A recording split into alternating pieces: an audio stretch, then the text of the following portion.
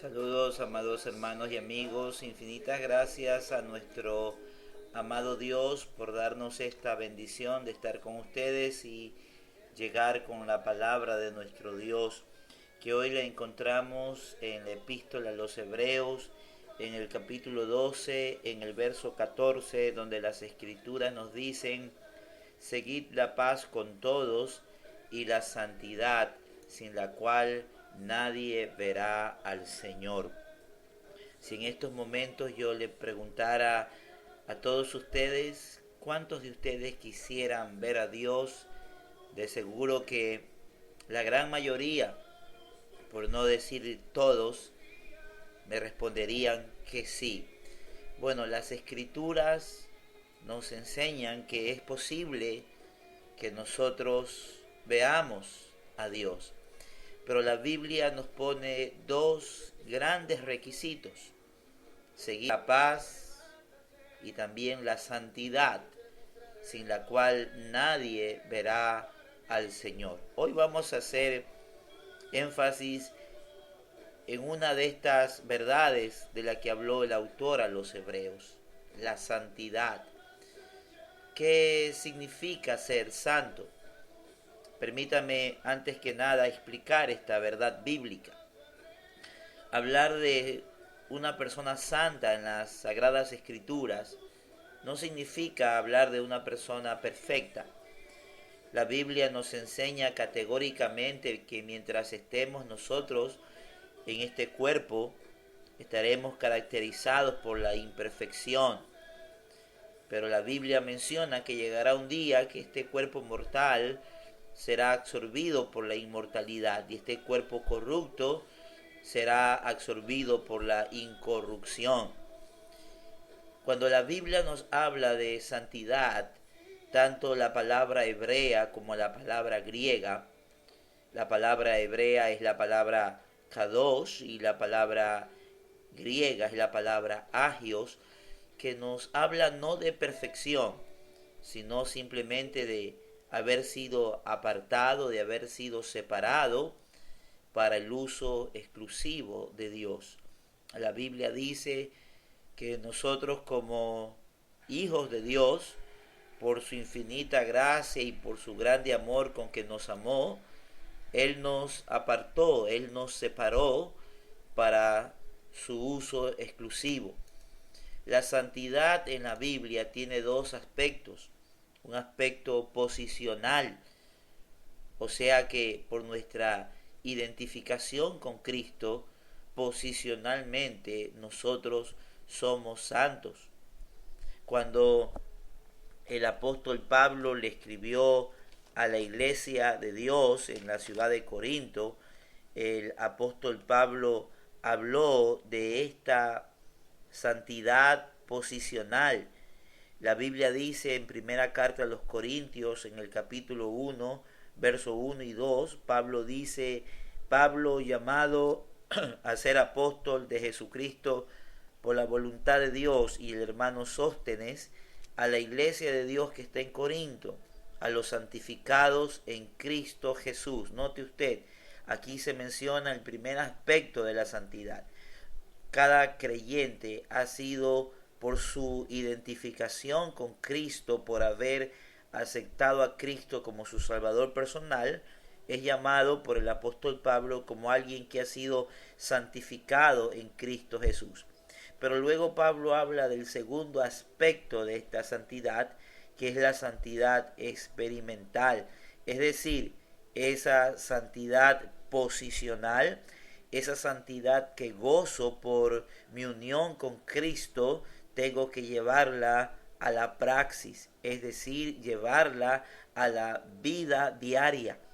Pablo sigue diciendo en el verso 2, permítame leer nuevamente todo el verso: a la iglesia de Dios que está en Corinto, a los santificados en Cristo Jesús, llamados a ser santos, con todos los que en cualquier lugar invocan el nombre de nuestro Señor Jesucristo, Señor de ellos y nuestro. Aquí tenemos el segundo aspecto de la santidad, que es la santidad experimental. Cuando Pablo escribe sus cartas, nos habla de la doctrina y en segundo lugar nos habla de la vida práctica. El que hurtaba, por ejemplo, Pablo dice, ya no hurte más. El que mentía, ya no mienta más. Esto es la santidad experimental.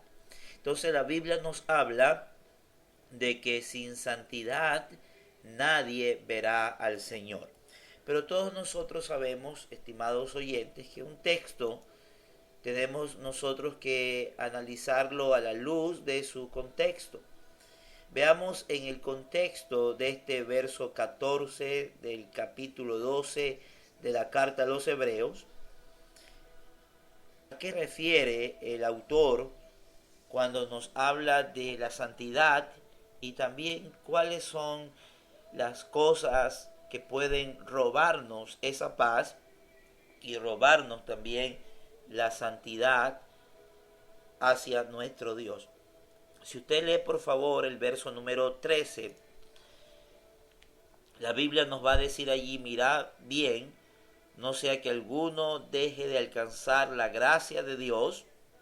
O sea, según este texto, alguna persona puede dejar de alcanzar la gracia de Dios, que brotando alguna raíz de amargura os estorbe y por ella muchos sean contaminados. Aquí el autor nos habla entonces de la amargura. La amargura puede ser un instrumento que nos robe, que nos quite, no la santidad posicional, sino la santidad experimental. La amargura nos puede privar de ver a Dios. ¿Y qué es amargura? Vamos a definir en primer lugar qué es amargura. Conocemos este término. Muchas personas le dicen a otras, no seas amargo. Muchas personas dicen, este es un amargado. Bueno, amargura es sencillamente la insatisfacción del alma. O sea, una persona que tiene amargura es una persona que en su alma se siente insatisfecha.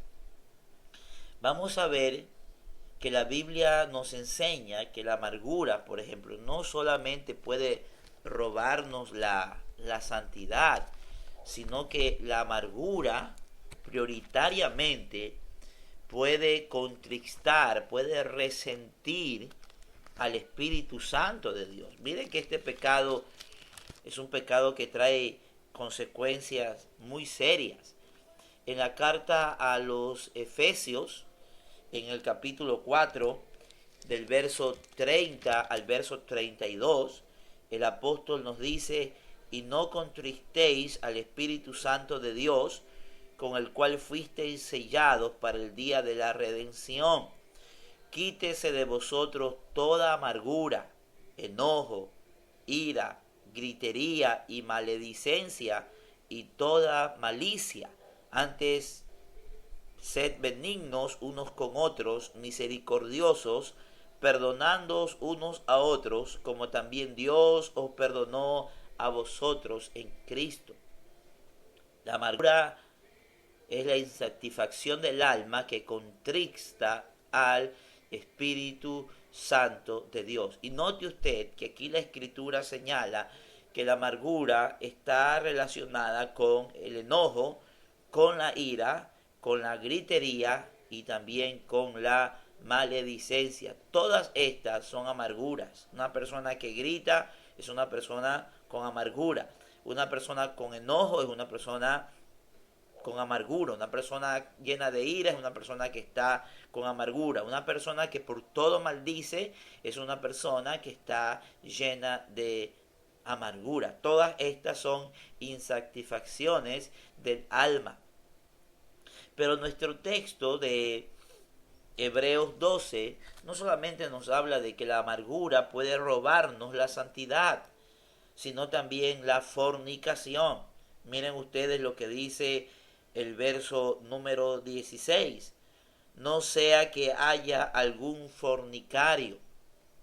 Permítame explicarles en estos momentos porque alguien puede estar pensando, bueno, aquí la Biblia solamente habla de los fornicarios, no habla aquí de los adúlteros ni de los afeminados, no habla aquí de los homosexuales.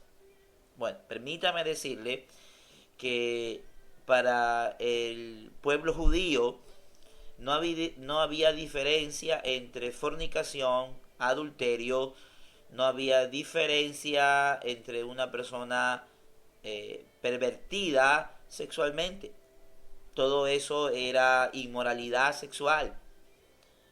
Usted encuentra en el Antiguo Testamento, en el libro de Oseas, que fornicación y adulterio es básicamente lo mismo. Dios le dice a Oseas: ve y toma a una mujer adúltera que tiene hijos de fornicación. ¿Cómo es posible que una mujer adúltera que tenga hijos de fornicación? Debería decir una mujer adúltera con hijos de adulterio.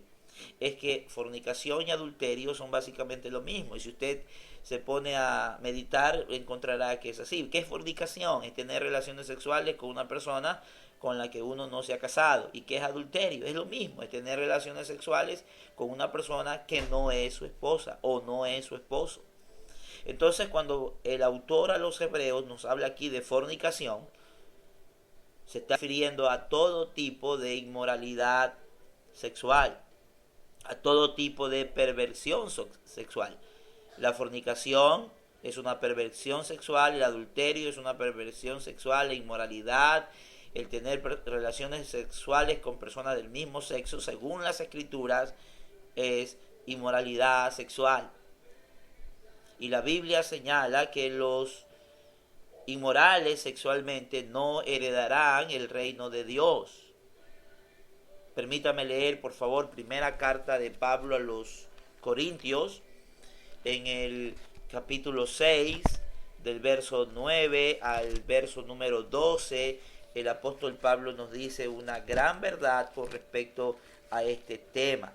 Aquí dice el apóstol Pablo lo siguiente, escuche bien. Pablo dice: ¿no sabéis que los injustos no heredarán el reino de Dios? No erréis, ni los fornicarios, ni los idólatras, ni los adúlteros, ni los abominables, ni los que se echan con varones, ni los ladrones, ni los ávaros, ni los borrachos, ni los maldicientes, ni los estafadores heredarán el reino de Dios.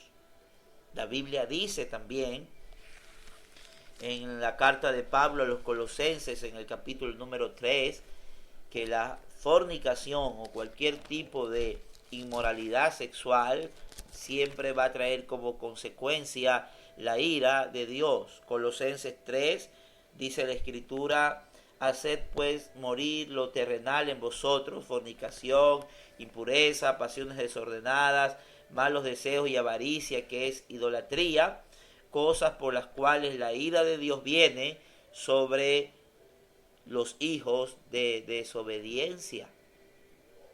Tenemos nosotros que la fornicación o cualquier tipo de inmoralidad sexual roba la santidad experimental en la vida del creyente. Pero luego Pablo habla de los profanos.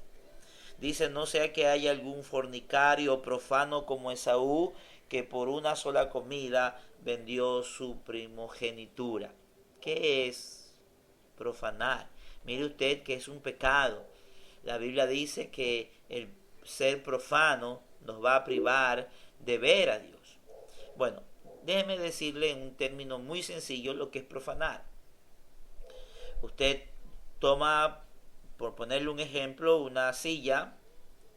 Discúlpeme por el ejemplo, pero para poderlo ilustrar mejor, usted toma una silla y usted dice: bueno, esta silla va a tener como función que las personas se puedan sentar allí. Ese fue el objetivo original de la silla, ¿verdad?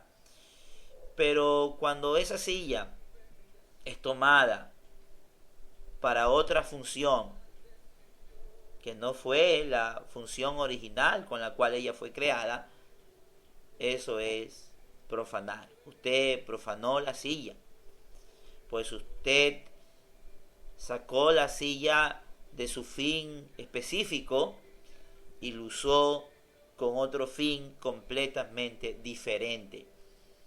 La Biblia dice que pecar es profanar. La Biblia señala que todo ser humano fue creado a la imagen y a la semejanza de Dios. La Biblia dice que Dios nos llamó con un llamamiento santo.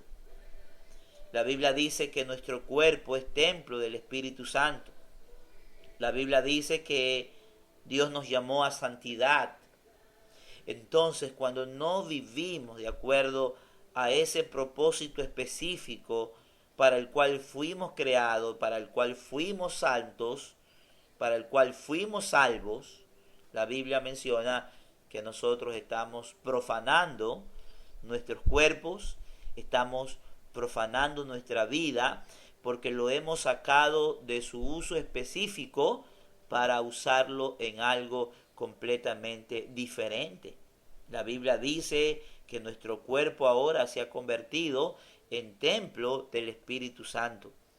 Por lo tanto, debemos de vivir como es digno de la vocación con la que nosotros hemos sido llamados. Una persona que profana, un profano es alguien que vive no de acuerdo a lo que Dios dice, sino de acuerdo a los parámetros del mundo. Entonces la palabra de Dios nos dice categóricamente que sigamos la paz con todos y la santidad, sin la cual nadie verá al Señor. Tengamos siempre en mente que aquellos que verán a Dios serán simplemente aquellas personas que actúan no como actúan las personas del mundo, sino que actúan como santos. Son aquellos que viven una vida de obediencia a Dios, una vida de rectitud a Dios. La menciona que el Dios que nos llamó es santo. Sed pues santos como yo soy santo. La Biblia dice que el que es injusto siga practicando la injusticia y el que es perverso siga practicando la perversidad, pero la Biblia dice que el que es justo siga practicando la justicia y el que es santo sígase santificando todavía. Permítame leer un último texto que lo encontramos en Apocalipsis 21, verso 27. Dice: no entrará en ella ninguna cosa inmunda o que haga abominación y mentira, sino solamente los que están inscritos en el libro de la vida del Cordero. Un cristiano tiene que vivir como Cristo vivió, tiene que amar como Cristo amó, tiene que ser justo como Cristo lo es, tiene que ser santo como Cristo lo es. Recuerde el texto de hoy que nos dice que sigamos la paz con todos y la santidad, sin la cual nadie verá al Señor. Usted, mi amado hermano, tiene una santidad posicional por haberse usted identificado con Jesús, con su sacrificio en la cruz. Usted es visto por Dios como una persona santa. Pero esa santidad posicional tenemos que llevarla a la experiencia diaria. Tenemos que vivir en santidad. Por eso la Biblia dice que el mismo Dios de paz nos santifique por completo y todo nuestro ser, espíritu, alma y cuerpo sea guardado irreprensible para la venida de nuestro Señor Jesucristo. No nos olvidemos de esta exhortación, que sin paz y sin santidad nadie verá a nuestro Dios. Te damos gracias por este tiempo, por esta palabra, por esta bendición de meditarla. En el nombre de Jesús oramos. Amén. Amén. Gracias por su sintonía. Que Dios les bendiga.